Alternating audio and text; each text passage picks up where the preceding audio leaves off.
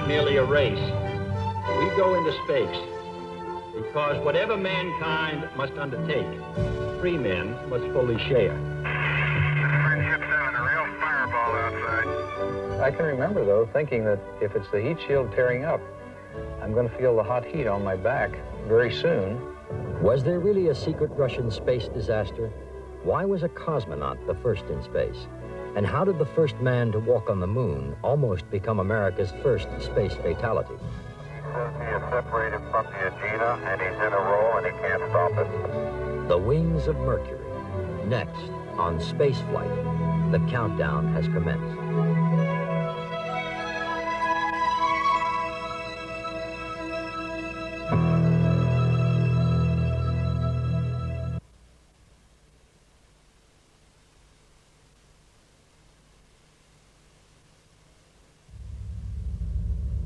January 1961, a new American president, the firstborn of the 20th century, takes office. Let the word go forth from this time and place to friend and foe alike that the torch has been passed to a new generation of Americans born in this century. During the election campaign, John Kennedy had promised to get America moving again. He had made a major issue of missile and space gaps, gaps he believed had left American technology dangerously behind the Soviet Union. Even before the inauguration, Kennedy's science advisors called for a sweeping reorganization of the nation's space program, an effort now centered around putting a man in space. Project Mercury, as it is called, is assessed as marginal and potentially dangerous. Politically, the future of America's manned space program is in doubt before it has a chance to get off the ground. But even that has proved no easy matter. Former Mercury astronaut John Glenn. They asked, what were you thinking about when you got ready to launch?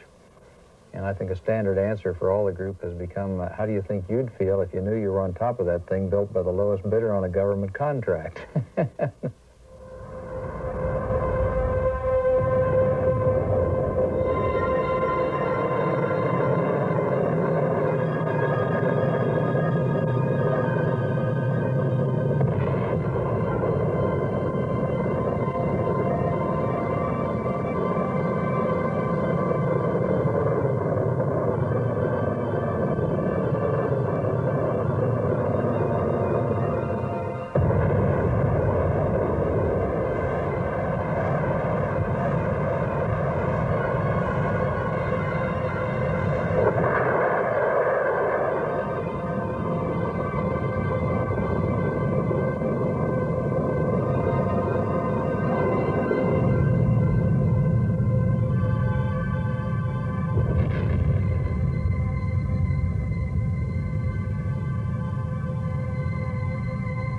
Other mishaps are not nearly as spectacular, but just as embarrassing. Mercury flight director Chris Kraft on his first Redstone missile launch. The thing I remember most about it was that when it lit off, I saw this big pile of smoke, and I'd never seen a Redstone launch before from the flight director's seat, and I had a television screen in front of me, and this smoke, and I went and I saw this thing clear the television screen, and I thought it was a missile. It wasn't a missile, it was all our escape rocket went off. And I said, my God, look at the acceleration. And then the smoke cleared and the missile was still there. And I was really shocked by all that. I remember it was quite a bad day. With the National Aeronautics and Space Administration facing a very uncertain future, no one is interested in running the agency. In frustration, Kennedy turns to his vice president, Lyndon Johnson. A longtime advocate of an aggressive space program from his days in the Senate, Johnson is given the task of finding someone to run NASA. His choice is James Webb, but like others who have already turned down the job, Webb balks at the offer. Webb's close friend and builder of the Atlas missile, Frank Pace. And he did indeed talk to me, and he did not want it. I had known the vice president, to whom this responsibility had been assigned by the president, quite well. And Jim said, you know, it's very difficult to dissuade Lyndon Johnson once he's set his mind. I said, you have not stated it quite accurately. It's somewhere between difficult and impossible. Well, he said, why don't you have a try at the impossible? Well, I said, I wouldn't do it for anybody but you, but I will. So I went to see the vice president, and I said, as you know, Mr. Vice President, Jim and I are very close friends. This is an assignment that he questions that he can handle, and there's also the question of his health. I'm not sure the vice president even heard me, because he said, listen, Frank, he said, Jim Webb is not only the best man, he is the only man to head it, and he is going to. I'll see you later. I went out with my tail between my legs, but I recovered sufficiently to say, Jim, congratulations, you got the job. He said, thanks.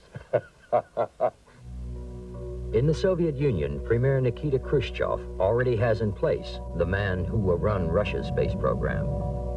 His name is Sergei Korolev, but during his lifetime, he is never identified. The Soviets refer to him only as the chief designer. By the beginning of the 60s, Korolev had already brought much attention and credit to Khrushchev and the Soviet Union. The launching of Sputnik, the world's first satellite, had surprised the entire world in 1957.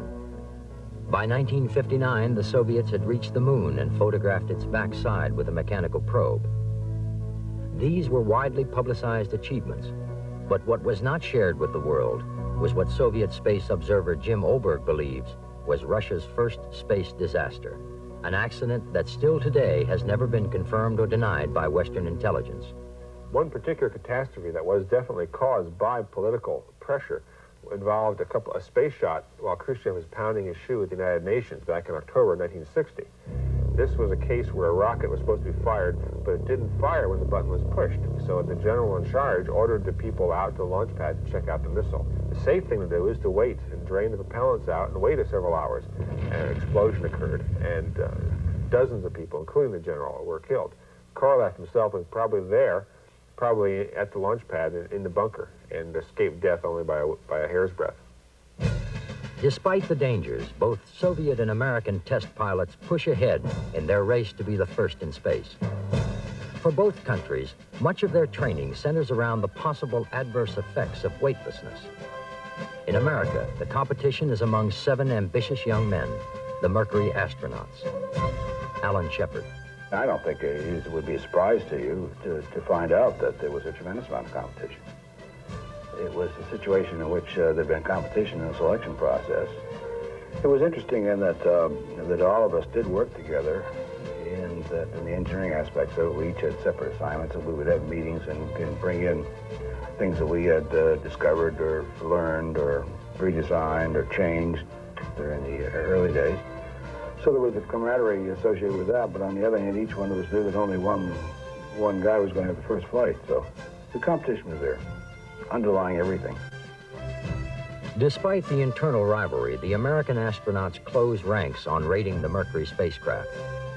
The capsule was originally designed to fly automatically, leaving the astronaut little more than a passenger.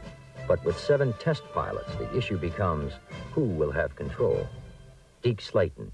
When we came on board, of course, there was one little porthole down by a hatch, and the hatch screwed on. There was no way to get it off except, well, I don't know, 90 to 100 screws in the darn thing that had to be put on for launch and taken off to get you out of there post-launch. So the first 3 things we did, we got a window put in up in front of the pilot so he could see and effectively control the machine, have some visibility to control it. Then we had a control system in it that allowed us to control it. And then the third thing was we got a hatch that would blow off so you could get out of the darn thing. It was going higher, it was going faster, and even though it was designed at that time to operate totally unmanned, and did operate unmanned, of course, the first couple flights with chimps in them, as a matter of fact, and we got accused of being chimps for the test pilots, and we were the guys following behind kind of a thing, you know, which rankled people a little bit. President. I guess this chimpanzee who was flying in space took off at 10:08. He reports that everything is perfect and working well.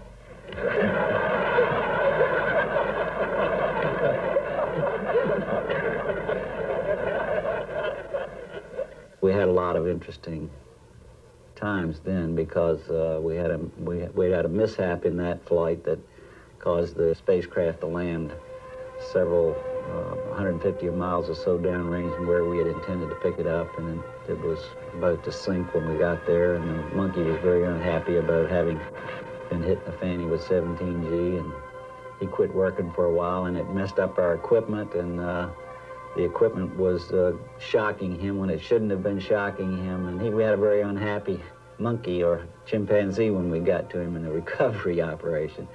That was an interesting experience, because what followed that was because we couldn't convince the medical world that the chimpanzee performed okay. We couldn't convince them that man could perform okay under those circumstances, and they were insisting that we test a large number of chimpanzees to destruction in the Johnsonville centrifuge. Besides concerns about the physical consequences of spaceflight, there are still nagging problems with the Redstone rocket. In the meantime, on April 12, 1961, the Soviet Union launches the first man into space.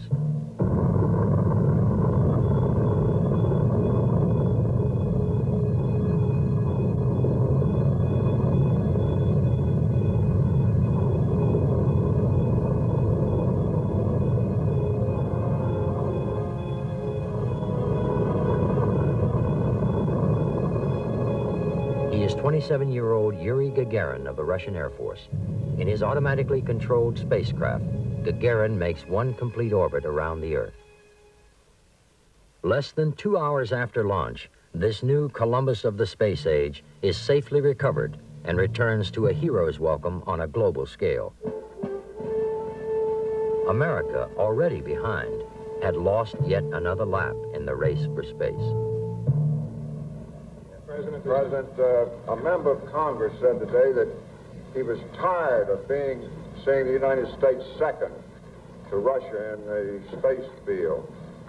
I suppose he speaks for a lot of others. What is the prospect that we will catch up with Russia and perhaps surpass Russia in this field?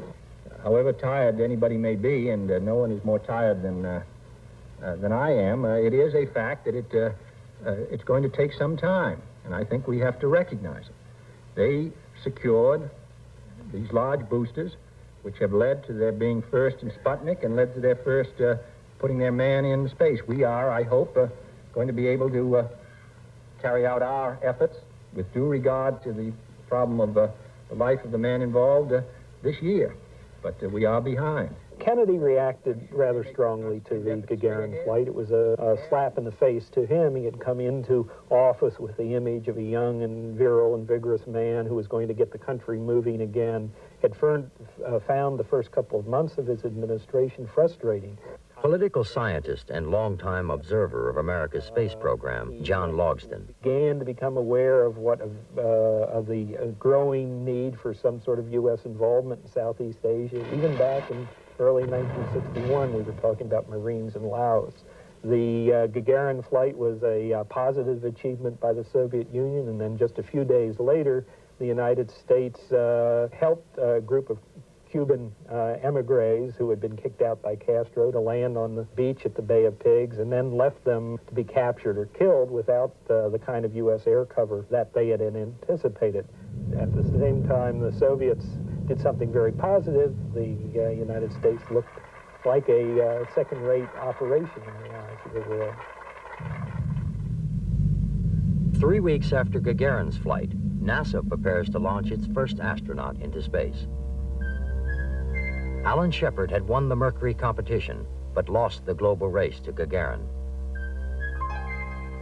The White House, reeling from the abortive Bay of Pigs and fearing the consequences of a potential space disaster, considers postponing the first American flight. Robert Siemens, former deputy director of NASA. Clearly this must have been part on the mind of some in the White House, including the president. From our standpoint, we felt that we were ready to go and that the flight should take place on the schedule we had, but there certainly was concern that the flight might fail. And my understanding from Ed Welch, who was there, who was responsible for the workings of the Space Council, that when the question was asked, what will we do if it fails, he replied with a question, But supposing it succeeds? NASA's administrator, Jim Webb, is ready for both questions. Before the launch, he prepares 3 possible statements for the press.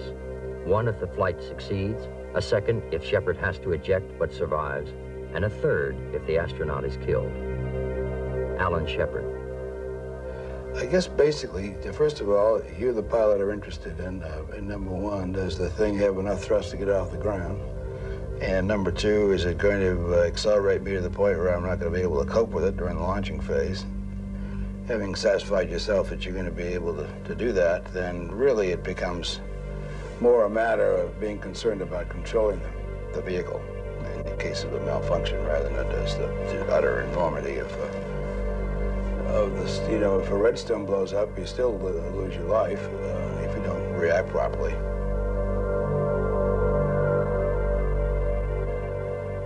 I think that that was the most exciting, perhaps, of all the missions. Even the first launches of Saturn going to the moon weren't quite as exciting as the mission with Shepard, because we had been seeing a lot of failures up to that time, and here now we had a man strapped to the top of that firecracker, and it was pretty scary.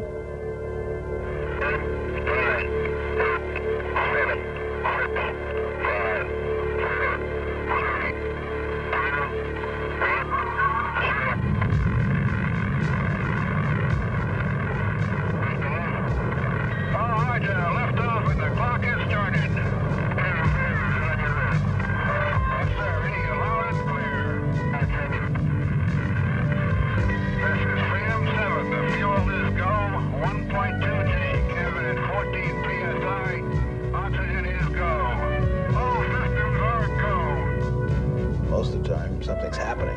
You're either launching, or you're re-entering, or you're maneuvering in space, and then you don't have a lot of time to think about it. And that flight, maybe 30 seconds in which to look around and gaze upon the Earth from that altitude and see what it looked like and make some kind of profound statement.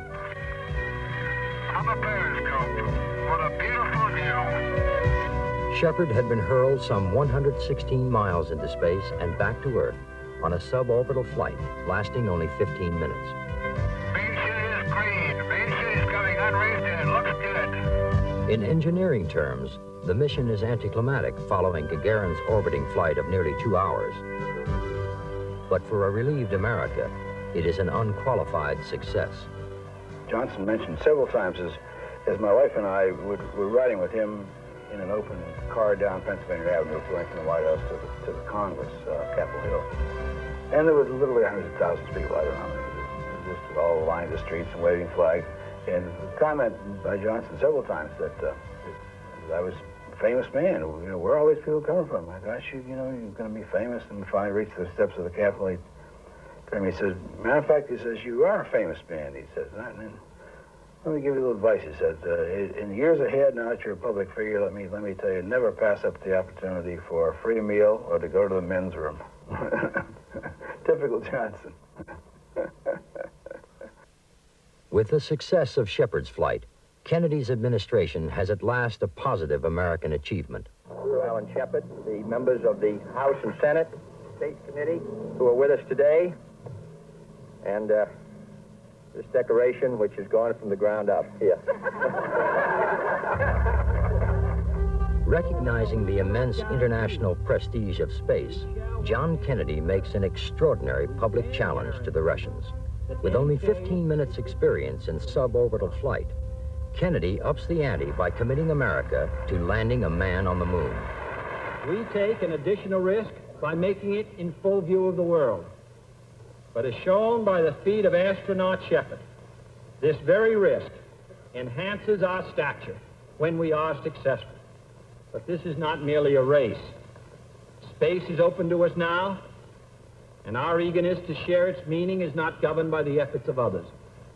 We go into space because whatever mankind must undertake, free men must fully share. In July of 1961, Gus Grissom repeats Shepard's quarter-hour suborbital flight.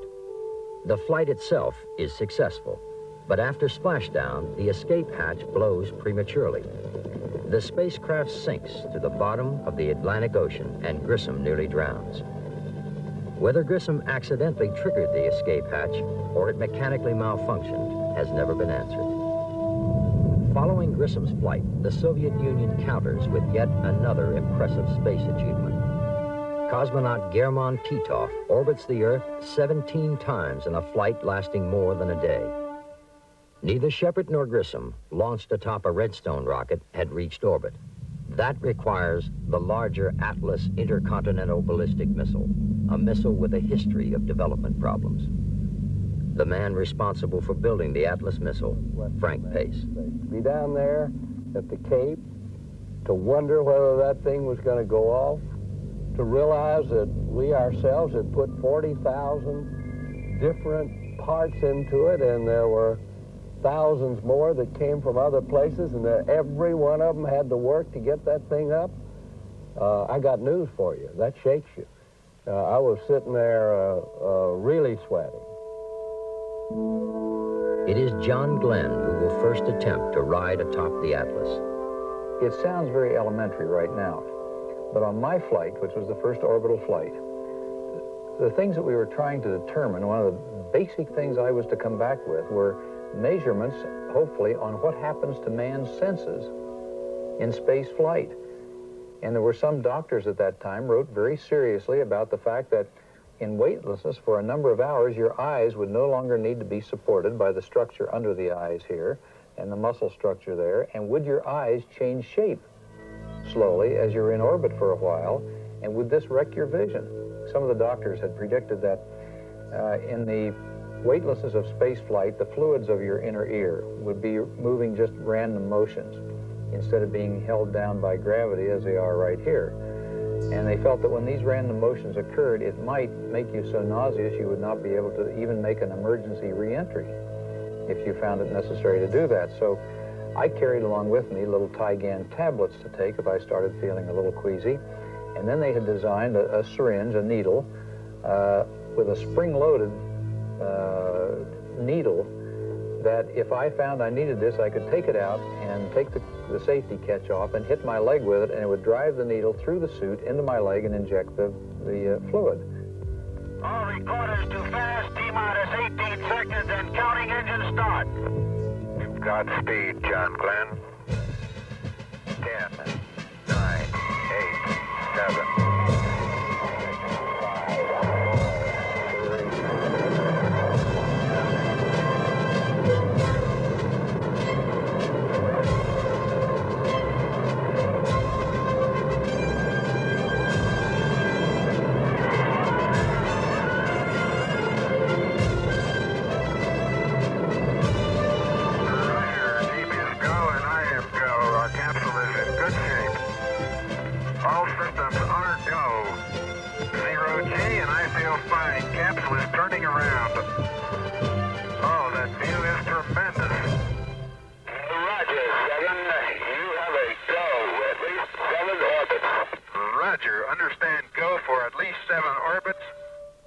Less than an hour into the flight, Glenn experiences his first sunrise from space.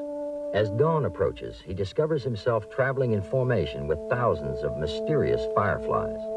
Yeah, I still have some of these particles that I cannot identify coming around the capsule occasionally, over. Roger, how big are these particles? Over. Very small. I would indicate they're of the order of a 16th of an inch or smaller. They drift by the window, and I can see them against the dark sky. Just at sunrise, there were literally thousands of them. It looked like just a myriad of stars, over. An hour and a half into the mission, an automatic thruster control valve begins malfunctioning. Then a far more serious problem. A telemetry signal from the spacecraft indicates that Glenn's heat shield and landing bag are no longer locked into position. If the heat shield is loose, Glenn will burn alive as he re-enters the Earth's atmosphere.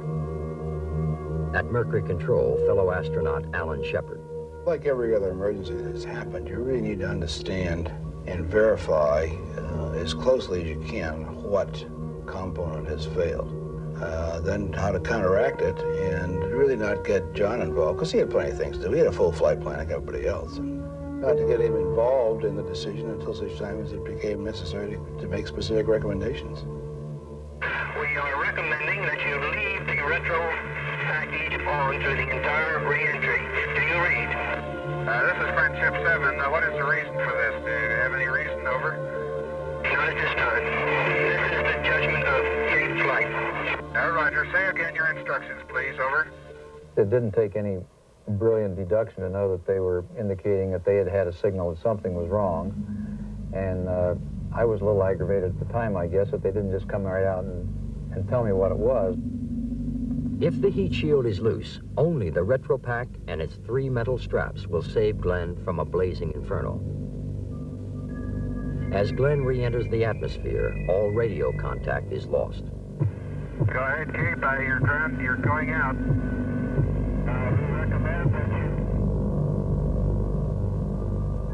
And it made a very spectacular re-entry from where I was, because once I had started re-entry and the high heat then started burning these parts of the retro pack off, they started coming back past the window where I was looking out like this. I could see these big burning chunks coming back. And at that time, I couldn't be absolutely certain whether it was the retro pack or the heat shield that was tearing up. This is Friendship 7. I think the pack just let go. Friendship 7, this is Cape. Do you read? This is Friendship 7, a real fireball outside. I can remember, though, thinking that if it's the heat shield tearing up, I'm going to feel the hot heat on my back very soon. But you keep right on working through that time period, and you're trying to damp out the motions of the spacecraft and do the things you're supposed to be doing during re-entry to keep everything under control. And so it didn't do any good to panic at that point, and that's what we had trained to do, and that's what I did. The heat chute is on green. Chute is out in race condition at 10,800 feet and beautiful chute. The heat shield had held, and as John Glenn splashes down, his fame skyrockets to epic proportions as a tidal wave of patriotism rolls across the country. Just something unbelievable, Lou. I've spoken with some people in the crowd, people who were here in 1927, 35 years ago, when they had that great parade for Colonel Lindbergh, and they tell me that it was nothing like this. I've never tried to analyze the hero bit, but whatever comes out of that comes out of it. We've been at sort of a low point in our national morale, if you will. We'd sort of been shocked in that the Soviets had been ahead of us a little bit in the technical areas. And I think this was sort of the event that, along with Al Shepard's flight before this, the Redstone flight, of course, sort of focused attention on the fact that we're back, and we were here to stay, and we're going into space, and it was for real, and we weren't taking a back seat for anybody.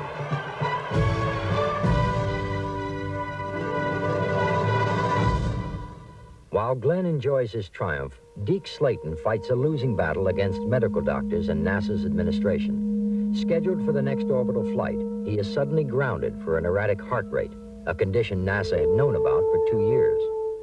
Well, I was very upset, to put it mildly. I thought it was uncalled for, and I didn't believe I had a problem, and a lot of people that I had a lot of confidence in didn't think I had a problem. So I thought it was a lousy decision. At the time, I still think it was a lousy decision. Slayton is replaced by Scott Carpenter. On the second orbital flight, mission planners call for an emphasis on science rather than flight testing of the Mercury spacecraft. I viewed, perhaps too soon on in the program, the flight as an opportunity to evaluate the new environment. But it might have been too soon. It was viewed by most of the other fellows as an experimental test flight.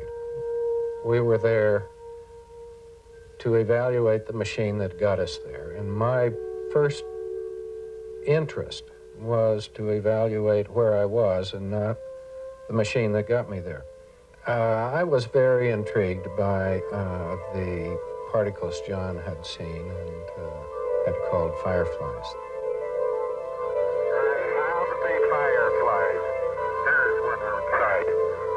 Almost like a light snowflake particle caught in an eddy. Turns out they were small ice crystals that adhered to the side of the spacecraft. And I could knock them off at will and see them float by. That was a great pleasure to, you know, I had made an unknown known. I remember, of course, the excessive fuel usage, which gave everybody a much greater concern than it gave me.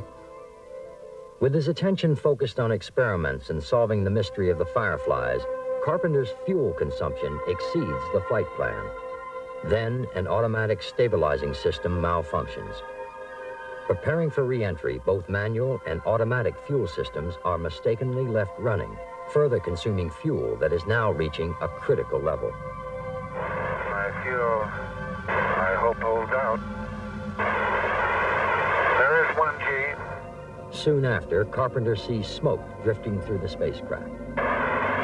Getting a few streamers of smoke. There was the flaming piece coming off. Almost looked like it came off the tower. Oh, I hope not. We're getting some pretty good oscillations now, and we're out of fuel. Looks from the sun like it might be about 45 degrees. Oh, it's coming like it's really going over. I think I better take a try on the drogue. Drogue out manually at 25. It's holding. Emergency flow rate on. We had almost 47 minutes in which, as far as we knew, he hadn't come through the blackout. He might just as well have burned up in re-entry. They knew what was going on in mission control, but they didn't tell us. And this was a public relations failure, the biggest one of the space program. I hold the record for an overshoot. Anyway, I took the rap for that distant impact, and that's all right. That's not important in the overall scheme of scientific inquiry. After Carpenter's re-entry on empty fuel tanks, science experiments are cut back. On the next flight, Wally Schirra concentrates on piloting skills and chalks up a textbook flight. He lands with almost pinpoint accuracy inside of the carrier Kearsarge. You're trying to make very precise motions, not wasted motions. And if you're flying a very delicate flying machine, you find your arm is braced on your leg, and you're moving your hand on a control thing, just barely touching it. That's called a delicate touch, a light touch. And that almost tends to make one think it would be the light stuff instead of the right stuff. The final Mercury mission is flown by Gordon Cooper. He makes 22 orbits on a flight lasting nearly a day and a half. But by the end of the flight, Cooper has lost nearly every automatic system on his spacecraft. We had sort of an electrical fire that burned all the electrical system out. So all the electrical that was left was the one radio that was hooked direct to the battery. And so I had a radio, still had radio contact, but I had wristwatch on the arm for time. I had eyeballs out the window for attitude control. And I had the push-pull rods, opening and closing the solenoids at the little attitude control rockets for attitude control. The suit was gone, the environmental system was gone, the carbon dioxide scrubbing was gone, temperature control was gone. All of those types of things were not there anymore. Cooper's re-entry would be a manual one all the way. He returns to Earth as all the Mercury astronauts had wanted, as a pilot in control.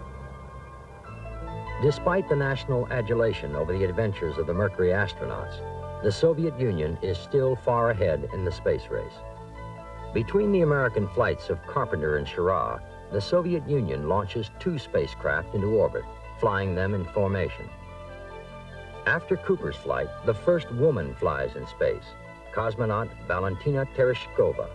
In her 48 orbits around the Earth, Tereshkova tallies more flight time in space than all the Mercury astronauts combined. A year later, in October of 1964, the Soviet Union launches a new spacecraft, the Vashkod 1, with the world's first 3-man crew aboard. The Soviet Union would score yet another first in 1965, when Lieutenant Colonel Alexei Leonov performs the world's first spacewalk.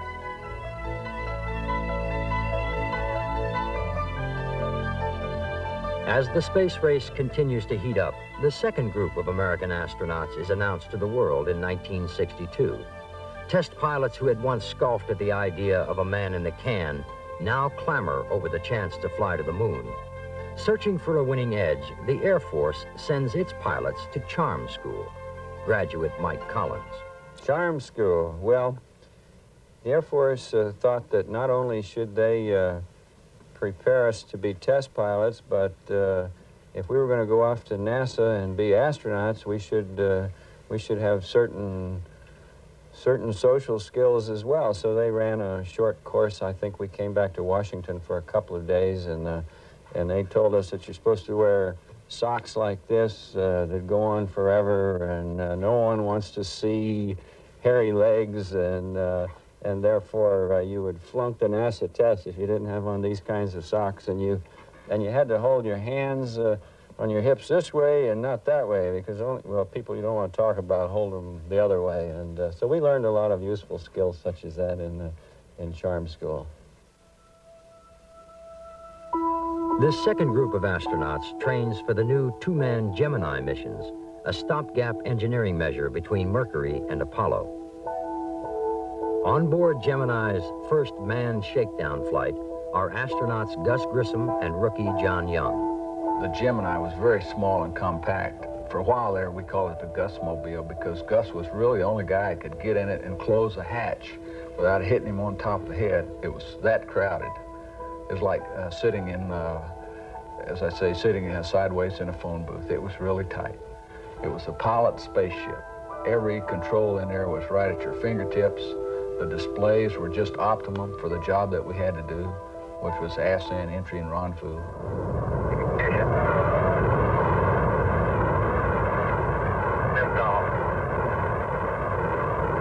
But would it fly?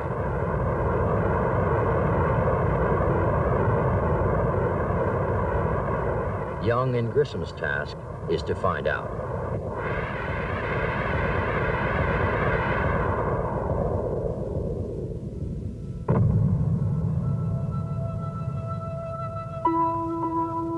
They perform a new space first by using thrusters to change their orbit.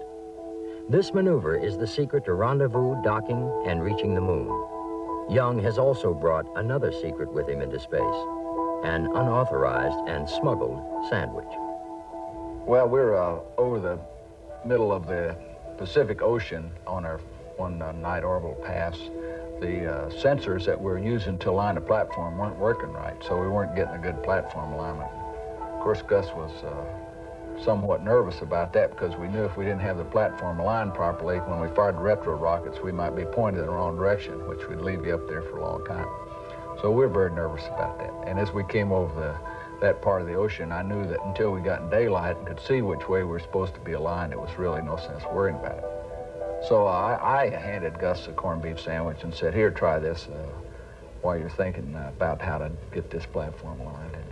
And he said I'd get in a lot of trouble over it because there was no mustard on it. He was right about that. Young and Grissom splashed down 5 hours after launch. Remembering his lost Mercury capsule, Grissom refuses to open the hatch in the heaving seas until his aptly named spacecraft, the Molly Brown, is firmly secured.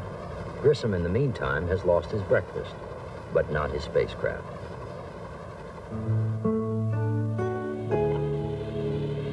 Okay, I'm out. Okay, he's out.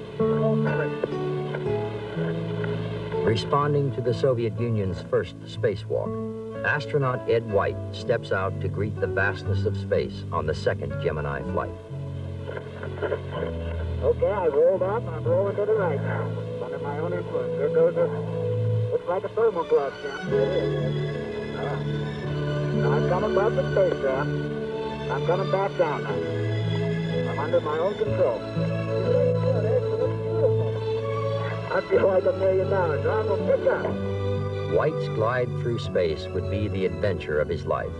But beneath the exhilaration, a constant worry. Former spacewalker Mike Collins.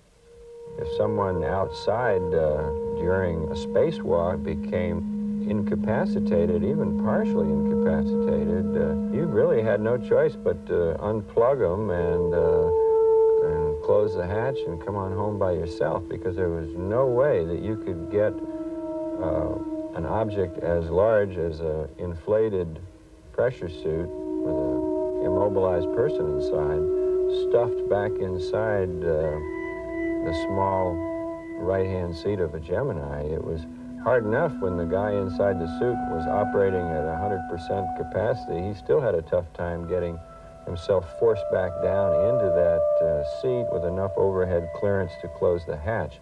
No one could do that for him. Spacewalking is a major and dramatic goal in preparation for landing on the moon. But getting to the moon, landing, and returning back to Earth will be a journey taking up almost 2 weeks.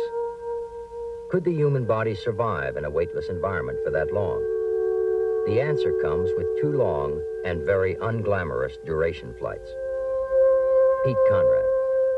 My best, shortest description of Gemini 5 is 8 days in a garbage can, because first place, we couldn't take off our suits, so we were in the same underwear and we were in the pressure suits the whole time. We could remove the helmets and the gloves, but we still had to live in the bulky suits, and it got to be actually quite painful. The other thing is you are weightless, and therefore your body isn't even expending energy to live in 1G. So Houston would come along at local bedtime and say, well, good night, gang, we'll see you in 8 hours, and turn off the radio, and you know, you're just sitting up there like this because you just don't go to sleep. You don't need to sleep. And Gordon Cooper and I had spent the better part of a year training together, so we didn't have a lot of new sea stories to swap with one another, so there wasn't a great deal of conversation going on up there. And it just got to be probably the longest thing I've ever had to do in my life, because we literally didn't do anything for hours and hours and hours on end, and you couldn't pass the time sleeping. You just weren't sleeping. Conrad and Cooper's ordeal is surpassed by Frank Borman and Jim Lovell on the next flight, when they begin a 14-day endurance mission in the cramped Gemini. In the midst of their mission, Wally Schirra and Tom Stafford are to join them for the first rendezvous in space. Already their flight has been delayed by the failure of an unmanned rendezvous rocket to reach orbit. Now Schirra and Stafford would experience one of the most dramatic and dangerous moments in the Gemini program. You're cleared for takeoff. Roger, adios, minus 5, 4, 3, 2, 1. Ignition. 1.2 seconds after engine ignition, the Titan rocket shuts down. In an instant, Commander Schirra takes a life and death gamble. Feeling no movement with the rocket, he does nothing. If he is wrong, the 150 tons of fuel he is sitting atop will explode in a holocaust of flame. Okay, we're just sitting here breathing. I knew exactly what had happened, that the engine had shut down, and I knew that we had not lifted off, when in fact all the electronic signals, the clock had started. That's the old expression. You always hear someone, since Shepard, the clock has started, it's liftoff. And the clock had started, but it wasn't liftoff. Schirra had won his gamble. Gemini 6 would fly another day. The cause of the shutdown, a small dust cap mistakenly left in the engine's fuel line. 3 days later, on the third attempt, Schirra and Stafford make their rendezvous. But in less than a day, having accomplished their objectives, Gemini 6 returns to Earth, leaving behind a lonely and discouraged Gemini 7 crew. The commander, Frank Borman. But the grind, and I would say the last 3 days in Gemini 7 were the toughest days in my life, from the standpoint of just wanting to get out of something. It was a period in which we had used all of our attitude control fuel, so we would tumble through space until the rates got high, and then we would stabilize it and then wait to do it again. You couldn't do any experiments. We were lethargic enough at that point. Reading was a chore, and we just sort of existed for 3 days. That comes after 11 days in a very, very cramped space. It was a tough 3 days. The medical people, rightfully or wrongfully, exaggerated every possible concern every bit of the way. They were worried about blood pooling in our legs. I will remember when we got back, we were told that we would probably pass out as soon as the spacecraft righted itself. I remember looking at Jim and said, well, now we're supposed to pass out. Do you want to or not? By 1966, NASA is confident that the astronauts can endure the effects of weightlessness for the trip to the moon. The astronauts had also proved that they could rendezvous with another object in space. The next challenge, physically docking. On Gemini 8, rookie astronauts David Scott and Neil Armstrong rendezvous and perform the first docking with an Agena rocket. Okay, Gemini 8, we have TM solid. You're looking good on the ground. Go ahead and dock.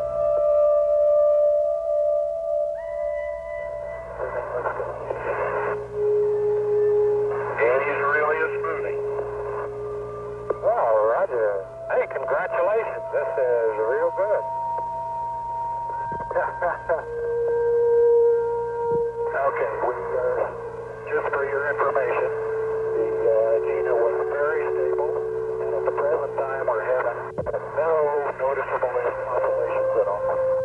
Roger, copy. Agena very stable and no noticeable oscillations. Very good. Minutes later, the two locked spacecraft begin to tumble uncontrollably.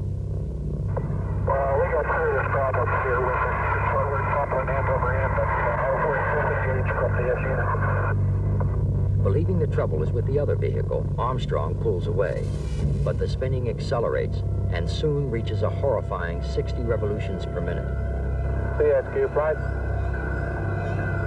Go ahead, Flight. Did he say he could not turn the Agena off? No, he says he is separated from the Agena and he's in a roll and he can't stop it. Armstrong and Scott are now close to physically blacking out. In the vacuum of space, there will be no awakening.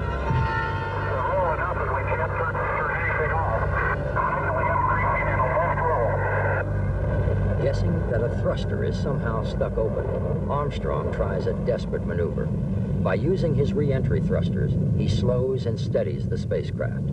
The flight is now aborted as Gemini 8 makes an emergency splashdown in the Pacific. The man who would one day be the first to set foot on the moon had almost been one of the first to die in space. During America's second spacewalk on Gemini 9, Gene Cernan would also come face to face with the harsh realities of space. It was a great adventure and great exposure to old Newton's laws. F equals ma. For every action, there's an equal and opposite reaction. When you push on a spacecraft, it pushes back. And when someone touches you or you're pulled by an umbilical cord or basically a rope and it doesn't pull through your center of mass, then you start spinning in all directions. As for instance, when I turn a valve on the outside of the spacecraft, the valve would turn back and my body, just like I was in water, would start moving in the opposite direction. And as a result, I created a great deal of heat and moisture in my spacesuit. My spacesuit got fogged up. I was outside the spacecraft, moving around the world at over 17,000 miles an hour through daytime and nighttime. And it's like driving down a freeway and my visibility was 0-0. I literally could not see outside my faceplate because it was fogged from the inside. Blinded by his own exertions and still battling against weightlessness, Cernan abandons the rest of his spacewalk and seeks the safety of the Gemini. Being a Navy pilot, it's like flying a mission and coming back to a carrier. The mission is never really over until you land aboard that carrier, and that's one of the most challenging and critical aspects of that entire mission. This was the same way. No matter what I had accomplished on that spacewalk, one of my big tasks was to be able to get back in. It is not until Gemini 10, with John Young and Mike Collins, that rendezvous, docking, and spacewalking are all three successfully achieved. We came right into the sunlight, I guess, and we're an overshot vehicle and then had to use a lot of propellant to get there, but we got there. And then we used that Agena that we docked with to set a new record. I guess we went up above 400 miles, and you should have seen Mike doing a spacewalk over to this other vehicle in space. I had 4 cameras to take a picture of this event, and none of them were working. It would really, people wouldn't have believed it if they'd seen Mike on there pulling this meteorite package off the other Agena. It would have really been something.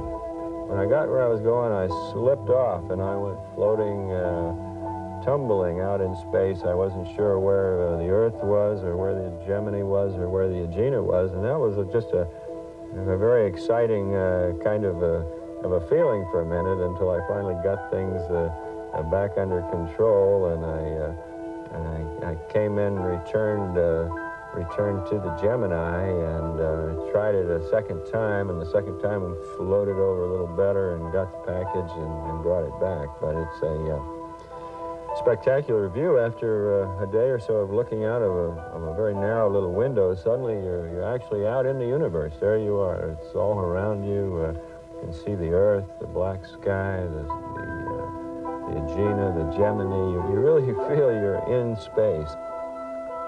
2 more Gemini missions would fly, each building on the success of the other. The United States was finally ahead in the space race.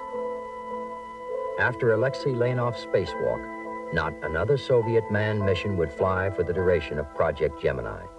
America, in the meantime, had amassed nearly 2,000 man-hours in space, compared to just over 500 for the Soviet Union.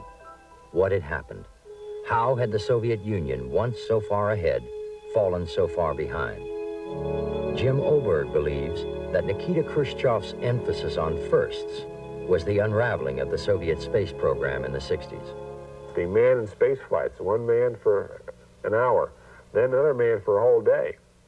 The next step would have been a man for several days, but that wasn't enough of a increase in the sensational nature of the flight. So under Khrushchev demanded that 2 men be sent up in separate ships. After that, several men in space, 2 men. How about a woman in space? That again was something else, totally political in nature. Khrushchev made up the whole idea. Told Korolev, if you want any money for the space programs, better find a woman and find a way to put her into space. After that, the next step was put up 3 men in a space capsule to beat the American Gemini program. And that involved some particularly trying, particularly difficult engineering sacrifices to squeeze 3 men into what would previously have been a 1-man spaceship. It was Khrushchev who demanded the space spectaculars and the stunts. It was Korolev who had to deliver.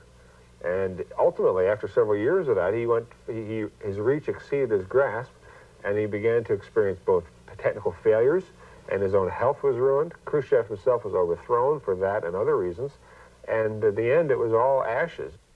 Another view from Marcia Smith, U.S. Congressional Specialist on Soviet space activities.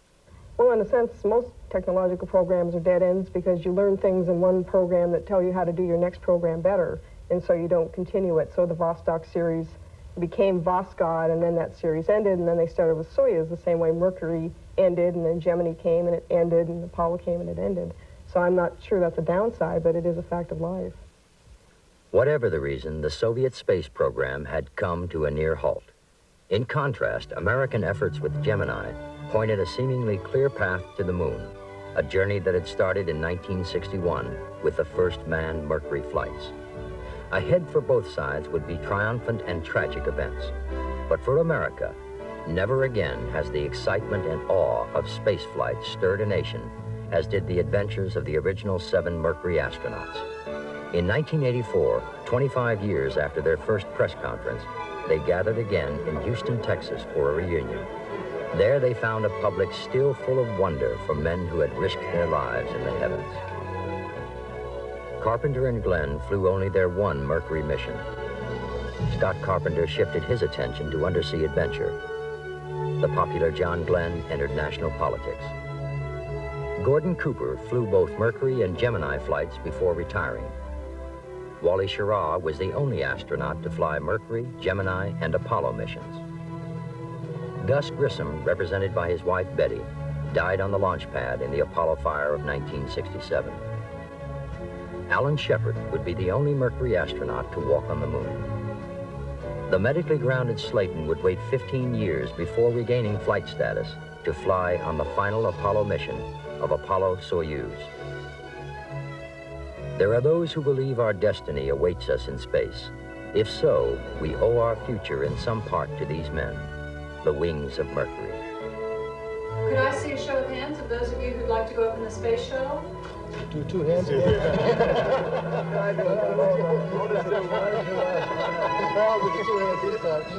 I learned something.